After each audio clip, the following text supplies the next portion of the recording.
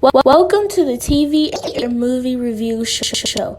Bring you a review on the latest TV shows and movies. So let's jump into it. Hope you enjoy the show.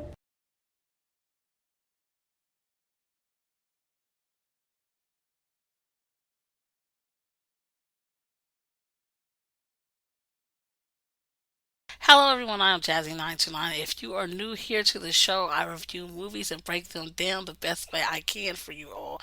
I want to thank you everyone for tuning in and I hope you enjoyed this episode. Today I'm going to be reviewing season 1 of Power Book 3, Raising Kanan, episode 1, Back in the Day. This show airs on Stars at 8 p.m. Sunday night. With that being said, let's go ahead and jump into this review, everybody. Raquel Thomas is deep in the drug game in South Jamaica, Queens in 1991. While running half of the roughest corner, she tries to convince her 50-year-old son Kanan to pick a better opportunity and find his way out of the hood. Despite of the hunger he has to join the family business, but there is nothing you could do when the streets are calling. This is a prequel from the Power franchise that is going to blow your mind. Family is all we got. Raquel Thomas knows the value of loyalty which she has for her two brothers, Marvin Thomas and Lulu Thomas. Being the oldest of the three, Marvin Thomas is the hitter. He is the muscle of the crew. He holds down the street corners that belongs to the family. He has a short fuse and knows how to get the job done when need be. He has a daughter named Jukebox. Marvin is very disconnected from his daughter. While trying to be a father, he seems to be one of the things that is actually holding Jukebox back from finding a better future for herself. Jukebox is the storm you will not see coming. Lulu Thomas is the youngest brother of the three. He is the brains of the enterprise. He handles the connections like Hugo and Tony. Tony is the club's publicist. She loves her dog so much she didn't even recognize the smell of her dog when Raquel sent her most trusted goon Scrappy to cook Bella up in a microwave. She may also be a stripper at this club or once was a stripper, and her mouth will land her in some trouble later on that she cannot get out of. Lulu once had a passion for music. If you're looking for someone loyal and confident, then Lulu is what you need. He has a special interest in Jessica, which is Famous' sister. She used to live in Queens, but she moved to Baltimore. We will find out more about her and Famous later on. Famous will be in season 2. Lulu moves in fast on Jessica the first time he meets her at the diner. Lulu will also get down in the streets when need be. Kanan Stark is a 50-year-old boy that lives in the middle of New York's violence, and while trying to find his identity, on one hand, he has a mother that is a queen pin and teaches him that he should never bow down to anyone, even if he must beat the bullies up with a sock full of batteries, reminding him that the bullet that he releases will be out there coming back for him one day. On the other hand, he has the opportunity to go to a five-star school, get his education, and find his way out the hood. He also has his ears listening. Very protective over his mom, and he is a hitter when need be, as we've seen him take out Buck 20 in this episode. Kanan is a true definition or the true definition of a savage, just like his mom. He does love Buck 20's girlfriend Davina. He has loved her since third grade and can't seem to shake the feelings he has for her. With Buck 20 gone right now, as we've seen in this episode, he has her all to himself now. Kanan has now made his first steps in the game now, and now there's no way to turn back. Raquel comes off heartless because she has to fight off Unique and his crew from the blocks, but she also has one thing that she loves the most, and that is her son Kanan, and she will do anything to keep him protected. She wants the best for him, and she will do anything in her power to have that for him. She once had a lover named Post. He got killed for being a rat. He also taught her the game. And she also was in love with a man named Defcon. This is mentioned in this episode that Def Con is Kanan's father. I don't believe that. I think the detective is Kanan's father, and I'll tell y'all why I think that later. And I want to know how he actually died. And Raquel will also be involved with the bartender Sympathy Bosket.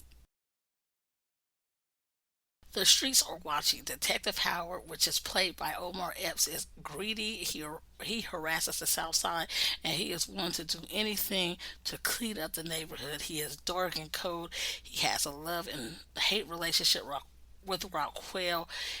He may have been an old lover of hers. That's my theory. And he could be Kanan's father, y'all. So y'all tell me what y'all think. He has a partner named Sharon Burke. He dislikes Marvin and Unique. Unique is played by Joey Badass. He is Rockwell's rival. He became a kingpin of the neighborhood, or I guess the block, or whatever it may be. He is the kingpin of the neighborhood, for real, for real. He is the man, y'all. Y'all don't want to mess with Unique. But his brother Ronnie passed the business down to him after he got life in prison. He plays fair, but he must retaliate after Kanan kills his footman Buck 20 due to killing his crew. Kanan must pay for it, and while he is taking out the trash in this episode, we see that he is shot up by Unique's crew.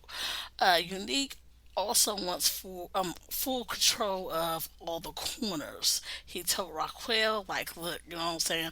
I want all the corners now, so we have to see where that goes. Davina dates, or she did date, Buck 20 before he died. She is hard and soft, and at the same time, she is a very broken lady due to her family life. We will have a connection. We will see a connection with her and Kane later on in this show. But I am thinking that this may be a setup mastered by Unique. I think that Unique is going to tell Davina that she has to hold it down for her man that just passed, so she's going to have to go ahead and set up Kanan. Let me know what y'all thoughts are on that theory that I have. The trip way back in time. I really enjoyed the trip back into the 90s this show took us on. The clothing, the shoes, the cars, the chips, the song Back to Life was really a song I used to listen to on my Walkman when I was younger. Soul to soul, jumping on the radio, and I would be jamming. And who didn't think that having a starter jacket made you cool? I was a kid that loved going to our city gaming place called the Arcade. Everyone used to meet up there. Those were the good old days. The storyline was easy to follow, and I cannot wait until next episode. Now I'm going to share with you all some theories and some things that stood out for me in this episode. I think the diner that Kanan talked about that they meet up at every week is going to be very significant later on. It was just something that stood out for me. Share what your thoughts are about that. Raquel told Unique that her son is not to be touched, so I'm assuming that she says that the rest of his friends are actually fair game. Tell me what your thoughts are on that. I want to also make something clear to people that were asking about the son of Unique's. Unique does have a son. It's not his biological son. Sorry, his name is Jerome. I'm not sure if he has a girlfriend that actually has a son that he calls his, or he just adopted a baby off the street or whatever. But it's not his biological son, and his name is Jerome. To the folks that wonder why Famous has the name Famous, in this episode, Kanan did mention that Famous did a poem when he was in the third grade that made him appearance, or got him an appearance on the radio. Something else I wanted to mention was, we know that Jukebox is Kanan's everything. And in a previous episode in another series, he had mentioned that Jukebox was there when he first laid somebody down, as far as got his first body. So in this episode, when he catches this body, this can't be the first body that he was speaking on. Well, everyone, that is all that I had for this show as far as this episode, everything I want to touch on. Next week, I will be reviewing episode 2. I hope you all tune in for that. You can find me on Facebook. The podcast actually has a page over there, main page. You can find Jazzy929 Creations. You can also join the group. I will be having a discussion panel over there that you could go ahead and comment under. Tell me your theories and what you think the outcome of this show will be. I will be over there discussing this show with you all. I would love to conversate with you.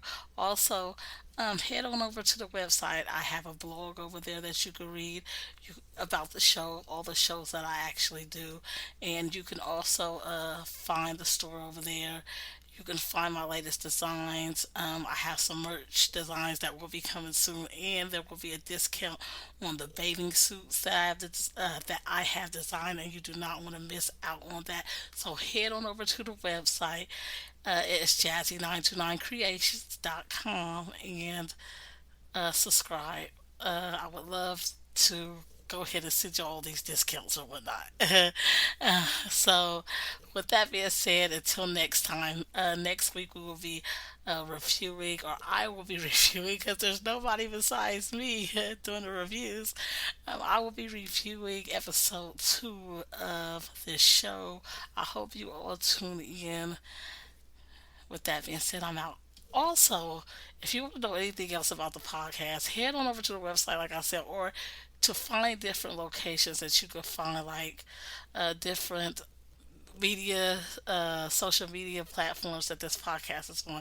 You can find that in the detail part on this episode. Thank you all for tuning in.